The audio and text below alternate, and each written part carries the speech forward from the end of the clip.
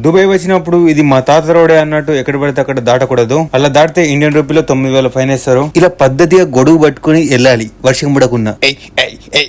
గొడుగు దించుదాం. ఇలా ఈ గొడుగనలాగా పద్ధతిగా దాటాలి. వర్షం లేకుండా గొడుగు పట్టుకుని పోతుండేది పిసోడు అనుకున్నారు. అది ఎండ దెబ్బ తగలకుండా గొడుగు పట్టుకుని పోతుండు. ఇతన్ని ఇప్పుడు చూసి బస్ తో రేసింగ్ పోటీ పెట్టుకున్నాడు అనుకున్నారు. అతనికి ఏదో ఆర్డర్ వచ్చింది, దానికోసం ఇలా ఆవేశంతో తొక్కుతున్నాడు. నూనెలో బైక్ డెలివరీ ఉంటుంది, కార్ డెలివరీ ఉంటుంది, సైకిల్ డెలివరీ ఉంటుంది. Option is yours. నాకు కరమ్మ సైడ్ వచ్చినప్పుడు చాలా మంచిగా అనిపిస్తుంది. ఎందుకంటే మనం ఊర్లలో ఎల్లమ్మ తల్లికి, పుషమ్మ తల్లికి వేప చెట్లు చూసుకొని మొక్కుతాం కదా. ఆ వేప చెట్లు ఇక్కడ లైన్ మాదిరిగా ఉంటాయి. వాటిని చూసినప్పుడు నాకు ఓవరాల్ ఈ మిక్స్డ్ వీడియో మీకు ఎలా అనిపించింది ఒకసారి కామెంట్ రూపంలో చెప్తారా?